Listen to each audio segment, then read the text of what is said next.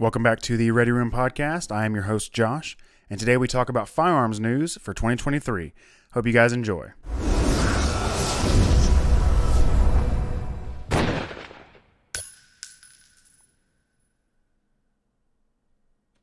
All right, everyone, I am extremely excited to be back. This is the first time in quite a while we've recorded a podcast episode, but 2023 is going to be a little bit better. Now, I'm not a huge believer in new year, new me, but I do know that for 2023, I want to do a lot better job of getting you guys podcast episodes.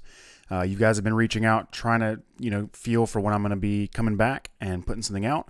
And I do really appreciate it. It's not you guys, it's just life, right? But I'm going to try a lot harder in 2023 to buckle down and fit in times where I can record, times where I can edit, and times where I can really get stuff knocked out for you guys. So for now, I'm going to try really hard to do one a month. If I can end up doing more than one a month, I will, okay? But that's my promise to you guys. I'm going to try a lot harder to get these episodes out.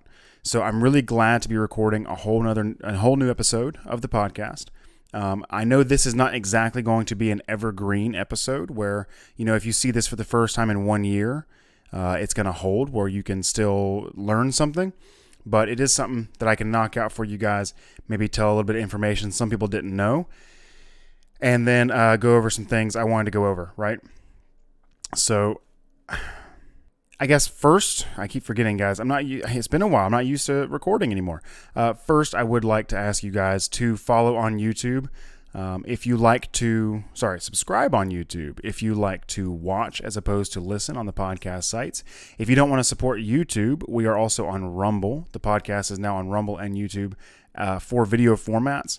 And then there is the podcast sites such as Stitcher, Apple Podcasts, Google Podcasts, Spotify, everything. We're on all those podcast sites. And the best way to help us there is to leave a review. But the best way to help the show entirely as a whole is to share it to your friends. If you have firearms-focused friends or firearms fan friends, then hook a brother up, share the podcast, and it's going to help get this thing out there.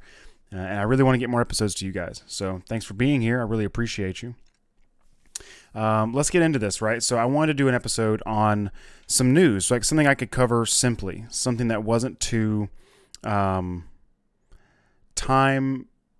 intensive.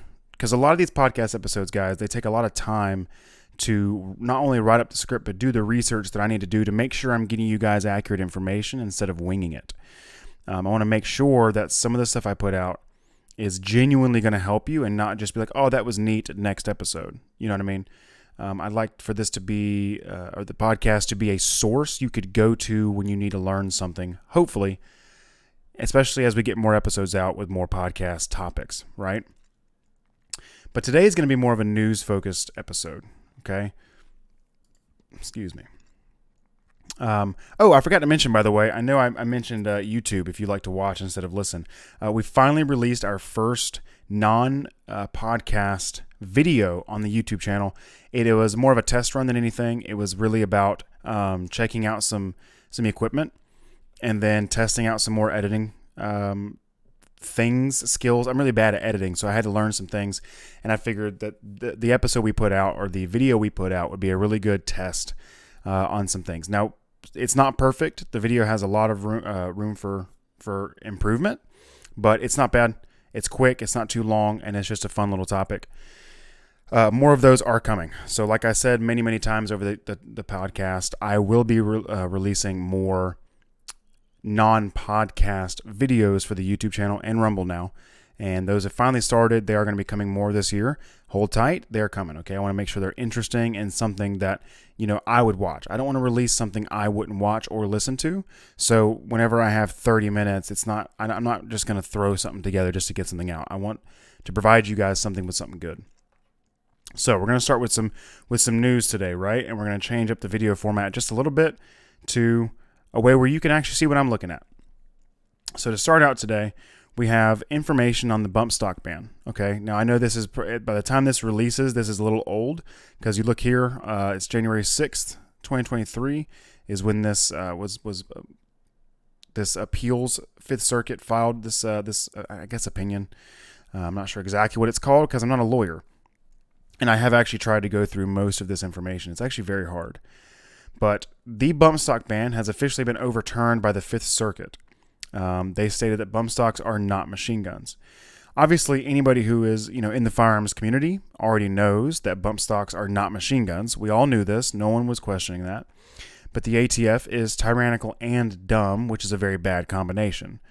For those of you that don't know what the bump stock is, the simplest way of describing it is a stock that allows the shooter to use the recoil of the firearm to pull the trigger immediately after the previous shot. This allows the shooter to pull the trigger very quickly, which, they call it simulating full auto, which is nonsense. But honestly, if you're an avid shooter, you could probably pull the trigger faster than a bump stock, okay? If we're just being honest, most competition shooters that are decent, they can shoot an AR faster than a bump stock. But what was interesting was the court also denied the ATF's defense of using Chevron deference, which is another tyrannical doctrine where the federal courts will defer to an agency's interpretation, air quotes, of a statute, which, as we've seen from the ATF, can change multiple times based on whatever agenda that they're trying to push that month, right? So we've seen multiple times, especially with braces, the ATF has changed their opinion on braces multiple times. They said, oh, you can't shoulder it. Oh, you can shoulder it, but you can't do this, or you can do that, but you can't do this. When you change the length, like they've changed their interpretation multiple times, and it's obviously really annoying.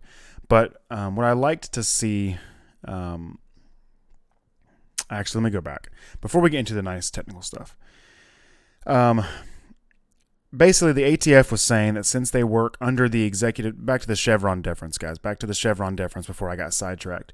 The ATF was saying that since they work underneath the executive branch of the government, they can change their interpretation of definitions of laws, change their interpretation of definitions that are in laws, such as the National Firearms Act, to encompass more products, right?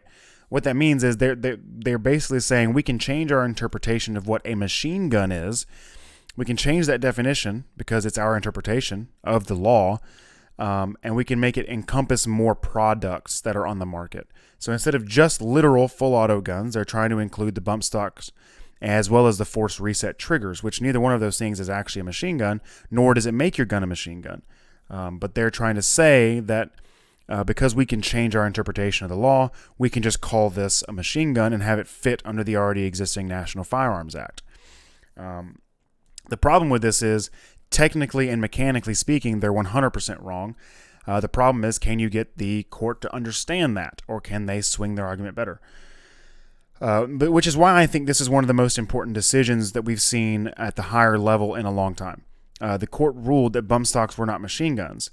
Noted, by the way, for more than one reason, which is really important because it means the ATF can't go tweak their argument a little bit to encompass that one issue that they had and come back and do it again.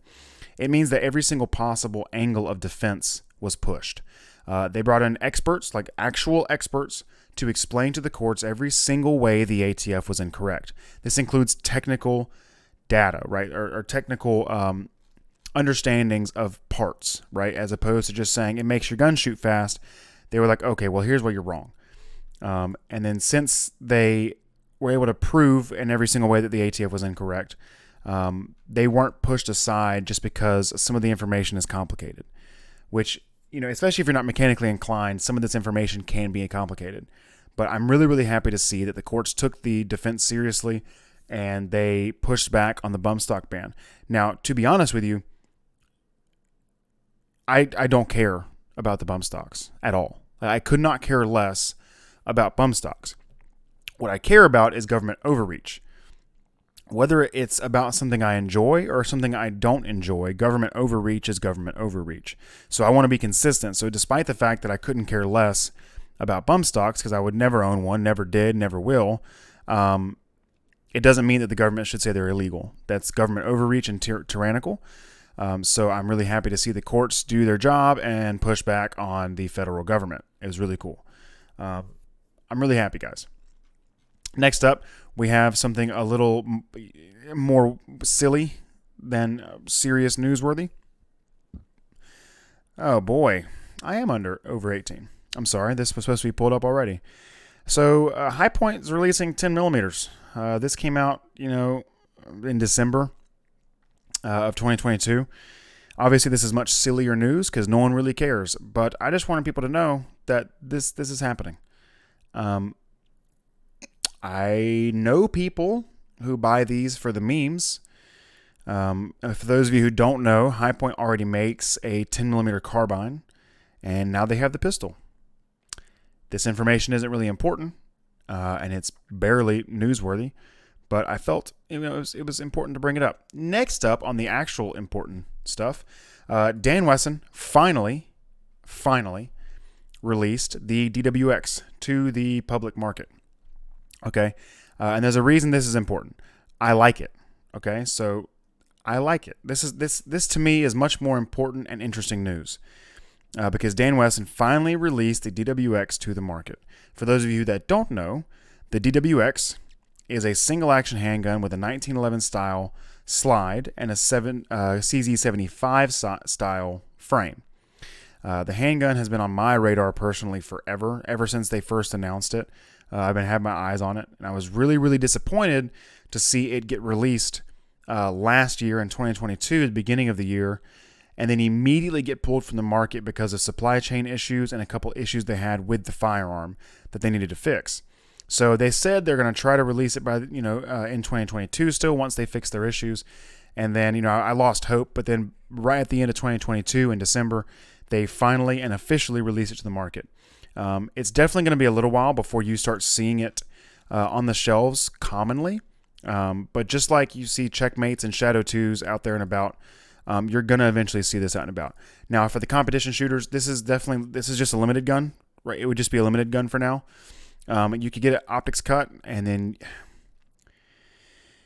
you could shoot it in open. It'd be an interesting open gun if you ported it and then optics cut it or did something to make it, you could do frame mounted optics. I'm not sure.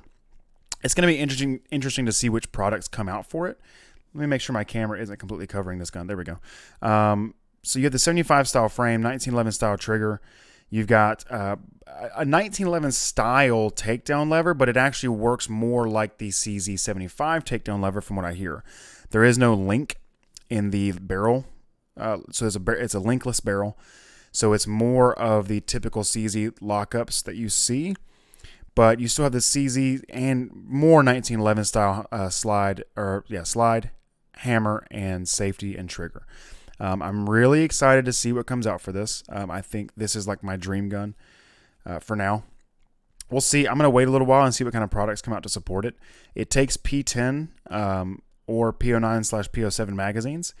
So they make it in a full size and a compact. The compact takes the P10C PO7 mags, and the full size takes the PO9 P10F magazines.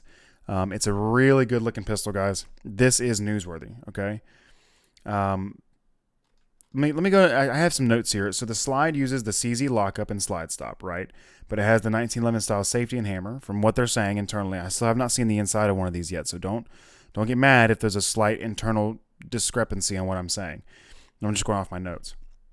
The trigger is the 1911 flat style, which as long as internally it is actually still similar to 1911s, and it's not just the trigger shoe itself being flat and pulling straight back. It should be a phenomenal trigger. It's pretty much the best trigger you can get. I'm hoping they kept that design as true as they possibly could in this CZ75 frame. I really like to see the inside of one of these things. But with the 75 style frame, you're going to have pretty good ergonomics. You're also going to have good grip panel options. And then, like I said, it's going to be a great competition handgun. It just depends on which division you're going to be in. If they open up a limited carry or a limited optics division, this would be phenomenal. You get it cut for an optic, throw something good on there like an RMR, SRO, Holosun, and you're going to have a blast. This is going to be a really cool gun. I'm really excited to see it. In fact, this is going to be the next handgun I buy whenever I buy one. I'm not going to buy another one until I can afford this one. Okay, so that's where I'm at. Next up on the news, I do not have a page for, but I will just search it. P10 SC. We're gonna do this right here. Okay, I know this is like last minute. I know, and the listeners are like, what does he mean? Page pulled up. So nope, not the C. I want the SC. See, poor listeners are just kind of confused. Just bear with me, guys. I actually am doing things on the screen this time. It's not just all in the background. So the P10 SC. This was not exactly newsworthy, but it kind of is if you're in the pistol market and you've heard of this thing but not really seen it, right? So, like I said, this may not officially be news from the past 30 days, but I can tell you it is new to me and most of the American market, right? So a couple years ago, in fact, like 2018, 2019, CZ announced the P10SC semi-compact, which was a P10C frame and a P10F slide. Okay, now I love this idea because it's a great idea for a carry handgun, for a concealed carry handgun, and an okay option for like carry optics division of competition. I know this because I use the P10C, and I wouldn't mind a slightly longer barrel. It's also the type of configuration that Glock should have done years ago instead of the 19X, which is the 17 frame and the shorter 19 slide. I may have said this in a previous episode, but Glock really doesn't care what the market wants. They're just going to do what they're going to do. And one of the things I thought was hilarious was that, Glock fans have been asking for a 19 frame with a 17 slide for years, and as soon as the 19X came out, which is the exact opposite of what they were asking for, they switched on a dime and just go, this is the best gun in the world. I love this more than anything in the world. I can't believe I didn't have this sooner. What cracks me up about the 19X and, de facto the 45 as well, if you can conceal carry a 17 frame, which is what the 19X has, then you can conceal carry a 17. Because the hardest part of concealing is not the barrel and slide length. Within reason, you don't need a 25-inch slide. The hardest part of not printing is the grip sticking out in your shirt or your dress, whatever you're carrying in, that the bottom of that grip tends to poke out, right? So you see guys saying this is the best concealed carry handgun, and it's like, dude, if you could conceal carry the 17 frame with a magazine in it, you can conceal carry a 17. That extra inch of barrel at the bottom of your, in your holster is not hurting you. It's only helping you because it's more sight. It's more, God almighty, I'm struggling. It's more barrel length and it's more sight radius. It's pure benefits, slightly more velocity, and therefore theoretically slightly better accuracy. So I always hated the 19X. Just in the reason it took off was just fanboys. It had nothing to do with it being a better product. It was that the same guys who were asking for the complete opposite of the 19X lost their minds for the 19X. It was just really silly. But anyways, back to the CZ. So pretty much right around the same time as the 19X coming out, CZ announces the P10SC, which is exactly that. It's a P10C frame with a P10F slide, which is awesome. The problem was it never actually hit the American market. I mean, there may have been some, but I have never seen a P10SC until last week. For the very first time, I saw a CZ P10SC in America. Now, to be fair with you guys, you could literally just buy a P10C and then buy a P10F slide at some point and throw it on there, and it will work. Like the P10F slide and barrel with a guide rod meant for the F will work in a P10C frame. You don't need to buy this specific gun. But if someone doesn't have one of those and actually wants this setup, it now comes in one option. I don't think the same is true for the Glock 17 slide on a 19 frame. But now, once again, recent news, now as of December or early January, Glock has released the 47, which uses a 45 frame. Not the 45 frame, I'm sorry. The 47 actually should be using the 19 frame, but I could be wrong. I'd have to actually dig through this again. I thought this was the 19 frame with a 17 slide. Give me 1 second. No. I think I'm wrong, guys. I think I'm wrong. I think it doesn't have the 17 slide. Or I'm sorry, 17 frame. I need capacity. So 17. I don't know, man. I have to get the dimensions on the 19. Okay, we'll figure this out right now. What's the overall height? As was that number 5? That's height, including magazine, is 5.47 inches. I guarantee you, if we go to the Glock 19, we're going to see either more or less. I'm sorry, listeners. I know you're not watching this happen in real time. So we had 5.04. Yeah, so it's not even a 19 frame with a 17 slide. I don't know why I thought it was a 19 frame with a 17 slide. So, yeah, it's slightly bigger. Okay, so Glock still hasn't done it.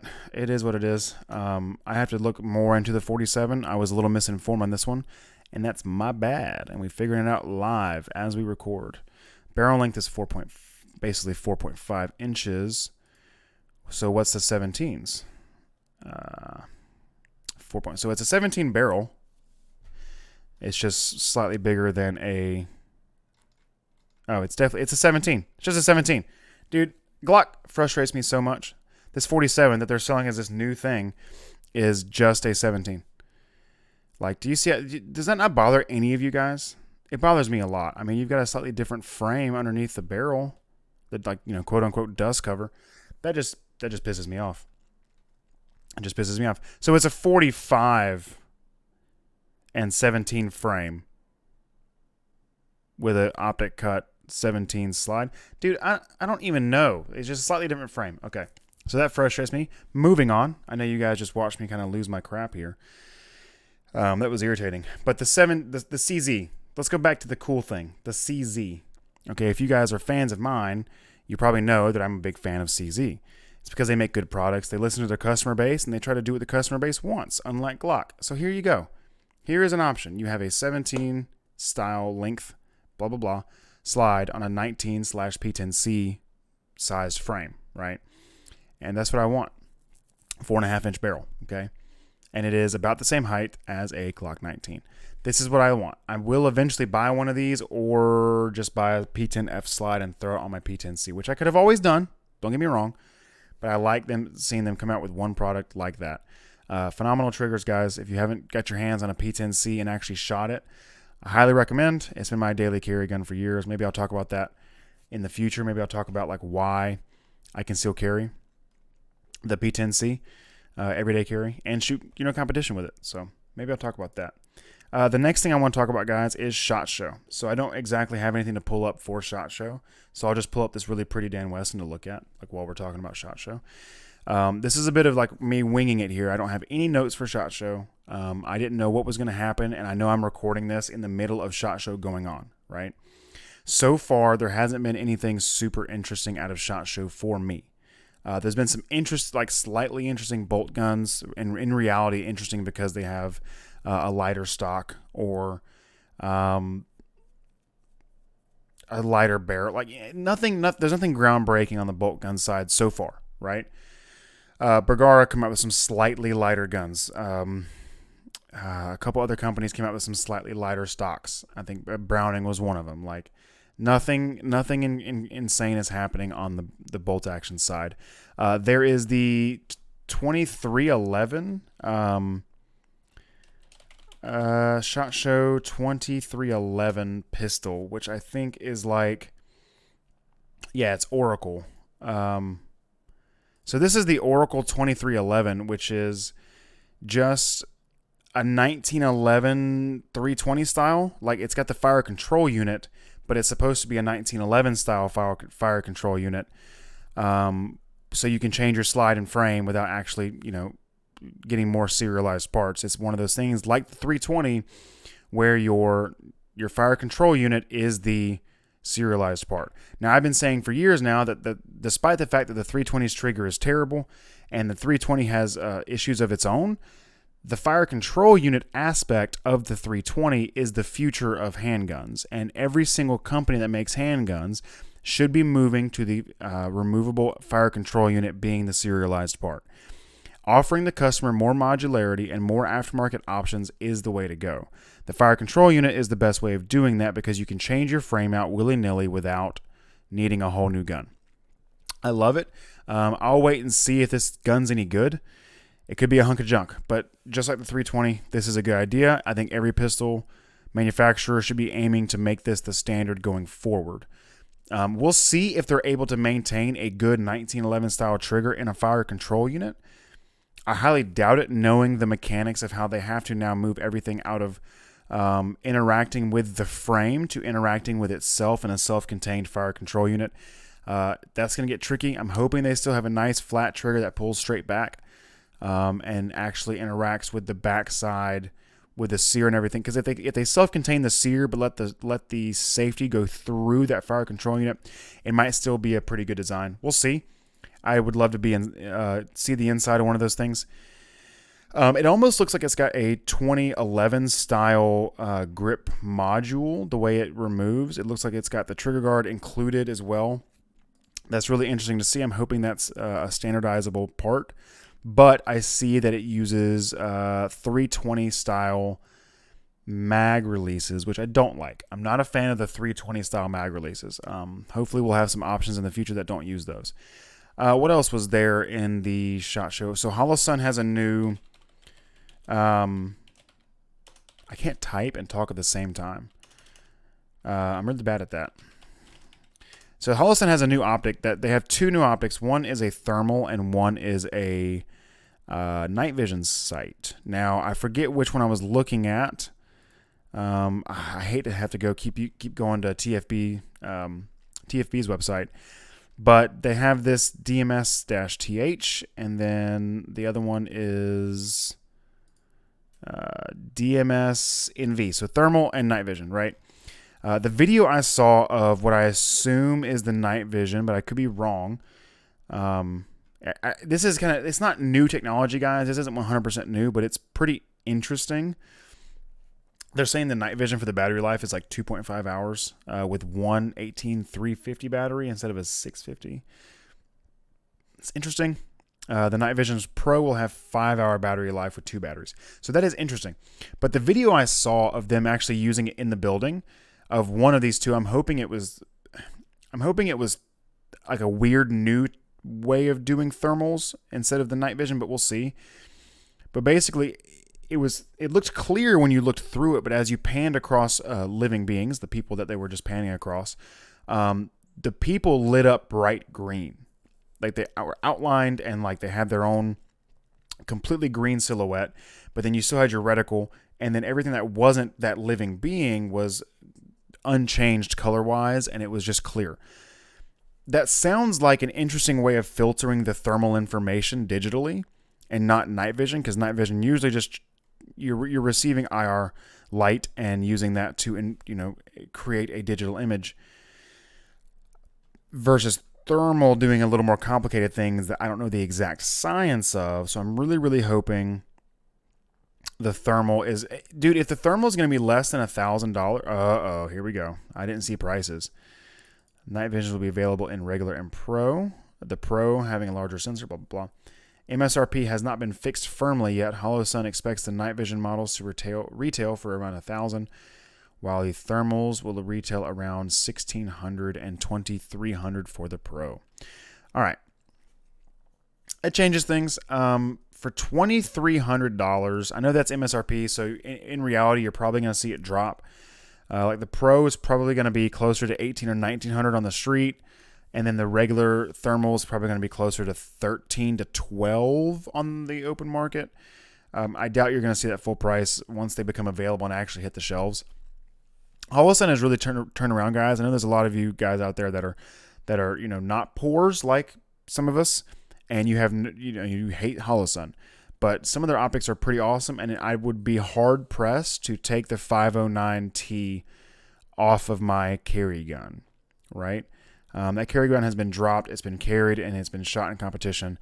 And when it comes to like concealed carry optics, I'm an enclosed red dot kind of guy, not an open emitter kind of guy. And I don't see a better option for the money on a carry pistol, than the 509T.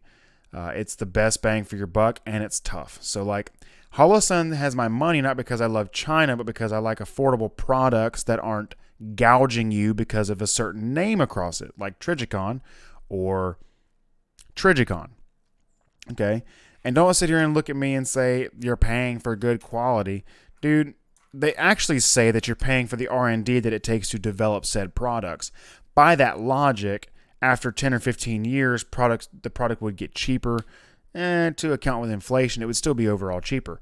You look at me square in the face and tell me I should pay full price for a Trijicon ACOG in 2023. That price is reasonable for an ACOG in 2023. It's not. It's overpriced. It's outdated technology, and they still charge like it's the best thing in the world. That's my issue with Trijicon, is they're not really advancing their technology at all, but they're still charging like they're at the head of the world in products. Like, so I'm gonna go out on a limb here. I'm gonna gamble it and see what Trijicon is releasing at SHOT Show 2023. If anything, that was November 30th. Okay, so I'm just gonna Control F Trijicon at SHOT Show 2023. Control F Trijicon presents red dots. Okay, so it's an education program. I see nothing here about what they actually released. New Trijicon optics and a thermal. Okay, so they got some new optics coming out. I just need, pictures would be cool. That is not a Trijicon. That's a, Surefire. So, not seeing anything cool yet. And there would be pictures out there if there was something cool. It says there's a new thermal. I can guarantee you it's going to be overpriced. And it's not going to actually be groundbreaking. If they were capable of doing groundbreaking things, they would fix their MRO, but they don't. So, I don't hate Trijicon. I think they make a decent product. I think they make a decent product. They should cut their prices almost in half for most of their products. The RMR being the only exception, only because it is as built like a tank, but it's still open emitter, not my thing. Their SRO, a little less built like a tank, much more prone to being damaged, so it should be a little cheaper. But that's just that's my thoughts, guys. Here's a picture of it up close. So it does have like a red dot style, maybe even holographic style. I'd have to see it in person to know what it's actually doing. But I have not been diving into every article I find, guys. I'm still a working man. And like I said, the SHOT Show stuff we were going over, in the podcast today, I was really just winging because I haven't been able to keep up with it. But I want to get you guys information. Okay. So since today was more of a news-focused podcast episode, it's not evergreen, meaning, in 6 months, there's no real reason to listen to this episode. So I'm not going to make a habit of doing news, episodes for the podcast. I wanted something I could put out for you guys this year to start the year off right. But moving forward, I might include some firearms news inside of a podcast episode, either in the middle of it for a breakaway from whatever topic we're doing, or at the end of it. You guys let me know if you think any of those work for you. If you're like, yeah, I wouldn't mind, taking a 5-minute break to go over some firearms news for February or March or whatever during the podcast episode. If it works, let me know. If it doesn't, that's understandable. I have no problem not doing firearms news. It's not what I started the podcast for. But I'm sitting here trying to think, what can I continue to bring you guys? And I figured maybe you guys would find the news that I find interesting. I know, it's silly. But like this, guys, I can't tell you how excited I am about the DWX. That tickled me pink when they finally released it. So definitely the next pistol I'm going to buy. I can't wait. I'm going to have an optic cut, and it's just going to be a super cool gun. I don't even care if I even shoot competition with it. It's just awesome. Guys, I really, really appreciate you coming to listen to the podcast again. I am back. I told you I was not quitting unless I put out a public announcement that I am quitting. It's not over. It ain't over till the fat lady sings. Just because I'm busy doesn't mean I'm stopping. I'm here. I'm going to do my best to get you one episode out every single month, no matter what it takes, okay? I'm going to find the time. So I have a couple podcast episode ideas lined up, some of which are from actual viewers, like we said. Last time I did an episode from a viewer, okay, gave him a shout out. Do not be afraid to hit the email up at tbrgunworks@gmail.com and send me an email for whatever podcast idea you think would be interesting to listen to, okay? I'll probably respond even if I don't do the episode, but if I do the episode, you will get a shout out unless you don't want it. And if you do want the shout out, just make sure you include what information is okay to put out there. I'm not trying to just, dox people. But I got more information coming. I got some gunsmith stuff coming, and I've got some fun stuff coming, okay? I want to be a little diverse for the firearms community because not everyone who listens is a gunsmith, guys. I need some of y'all to understand that too. Yes, I want to go over gunsmith information because I want to help up-and-coming gunsmiths. But not everybody who found the podcast is a gunsmith. And I think it would be a disservice to them to limit the podcast to gunsmith topics. And the reason is there already isn't a super large amount of firearms focused podcasts out there. And if we say, I know we were doing this, but now we're just doing gunsmiths only stuff, man, we're just telling them, hey, we go somewhere else, and maybe you'll find someone that entertains you. I'm not trying to be super duper entertaining. I'm just trying to get you guys information because all I want to do is help you guys with this podcast. I'm not making any money. I'm not actively trying to make money with it. I'm not reaching out to sponsors and stuff. I'm only reaching out. The only people I reach out to for this podcast is potential guests. And I have had a couple guests respond that they want to do it. We got to get scheduling figured out. One of which I'm actually really excited for. I think you guys may already follow them on Instagram. They got a pretty large following there. I'll give you a hint. They make firearms and firearms components. That's all I can give you. Until we get scheduling down, I don't know when it's going to happen, but it's a really awesome guest.